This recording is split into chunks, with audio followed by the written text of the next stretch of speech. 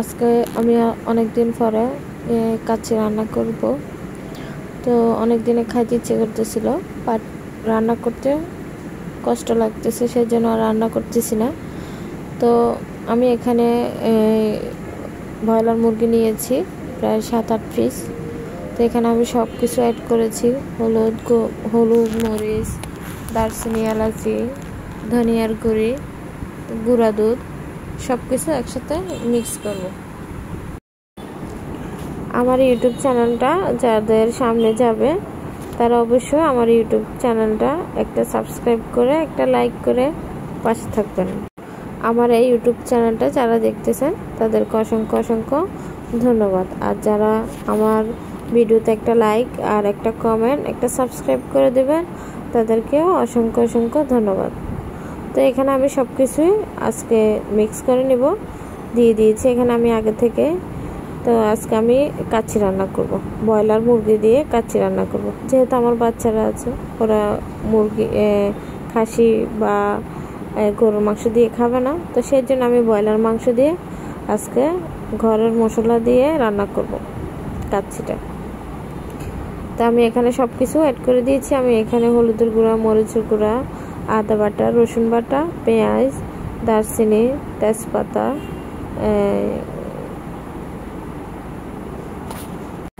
গুঁড়া দুধ, লেবু সব কিছু একসাথে মিক্স করে মেখে আমি এটা রেখে দেব।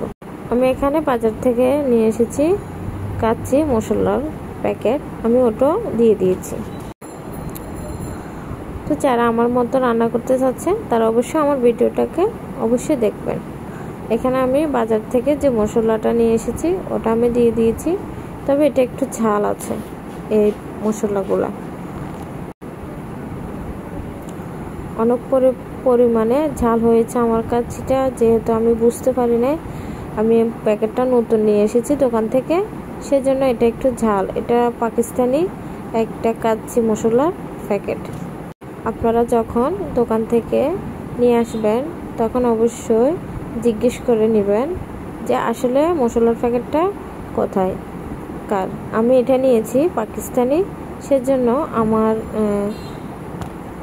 আমি বুঝতে পারি না, সেজন্য আমার কাচ্চিটা একটু জাল হয়েছে। তো আমি এখানে আগে চালগুলোকে ধুয়ে রেখে দিয়েছি প্রায় 20 থেকে 30 মিনিট। এই জন্য রেখে দিয়েছি তাড়াতাড়ি, যেমন পানিতে দিলে সিদ্ধ হয়ে আসে। আমি এখানে পানিতে দিয়ে দিয়েছি তেজপাতা দিয়েছি এখানে। যে আমার চালগুলো ভালোভাবে সিদ্ধ হয়ে গিয়েছে। তো আমি এখানে গোলমরিচ দিয়েছি। এখানে আমার একটা ভুল হয়েছে, আপনারা এখান থেকে গোলমরিচ এগুলো দিবেন না, আর দিলে এগুলো তুলে রেখে দিবেন আলাদা। তো এই যে আমি এখানে আলাদা একটা পাতিলে আমি যে মেরামত করে এগুলো রাখছিলাম, এখন এগুলো আমি ফ্রিজ থেকে নিয়ে এসেছি, এনে আমি এখানে পাতিলের ভিতরে সুন্দর করে রেখে দিচ্ছি, মেলে দিচ্ছি। আমি যেহেতু এটা দমে রান্না করব সেজন্য ভালোভাবে মেলে দিচ্ছি। যারা আমার মতো রান্না করতে চাচ্ছেন অবশ্যই পুরো ভিডিওটা দেখবেন, অবশ্যই আপনাদের কাছে ভালো লাগবে। এখানে আমি পেঁয়াজগুলোকে লাল করে ভেজে বেরেস্তা দিয়ে দিয়েছি উপর দিয়ে, যেহেতু আমি কাঁচা পেঁয়াজও দিয়েছি।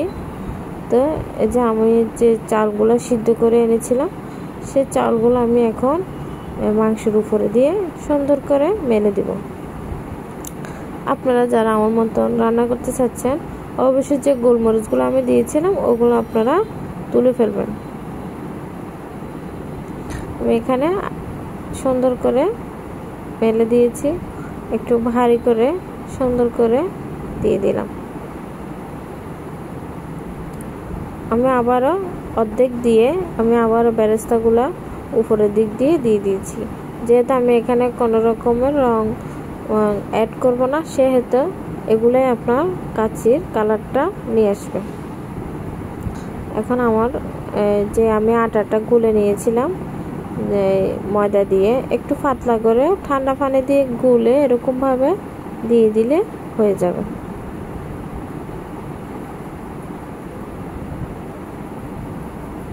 যারা আমার মতন দিতে চাচ্ছেন তারা অবশ্যই আগে ঠান্ডা পানিতে এটাকে গুলে তারপরে দিবেন।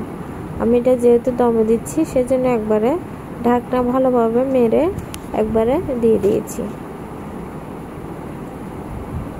এটা যখন হয়ে আসবে একদিক দিয়ে একটু ছিদ্র হয়ে যাবে, হয়ে গেলে একটু গরম হাওয়ার মতন বের হবে, তখনই আপনি মনে করবেন আপনার কাচ্চিটা পুরোপুরিটা হয়ে গিয়েছে। যে দেখুন, ওয়াও, অনেক সুন্দর কালার আসছে।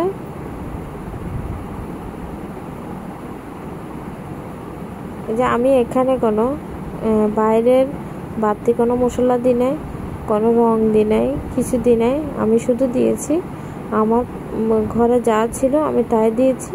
বাড়তি অ্যাড করেছি শুধু কাচ্চি মশলার প্যাকেট, বিরিয়ানি মশলার প্যাকেটটা। যেহেতু আমার এটা পাকিস্তানি ছিল সেজন্য একটু ঝাল হয়েছিল, বাট আপনারা পাকিস্তানিটা দিবেন না, আপনারা যেটা ঝাল ছাড়া ওটাই দিবেন।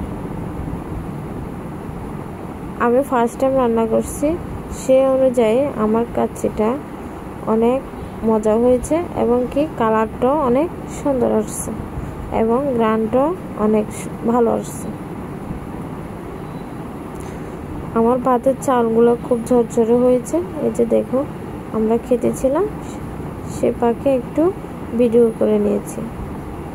আজকে আমি অনেক বড় একটা ভিডিও দিব, যারা আমার ভিডিওটা দেখবেন অবশ্যই লাইক, কমেন্ট, সাবস্ক্রাইব করে দিবেন। আমার এটা নতুন ইউটিউব চ্যানেল, আমি নতুন খুলছি, আজকে প্রায় 1 মাস হবে।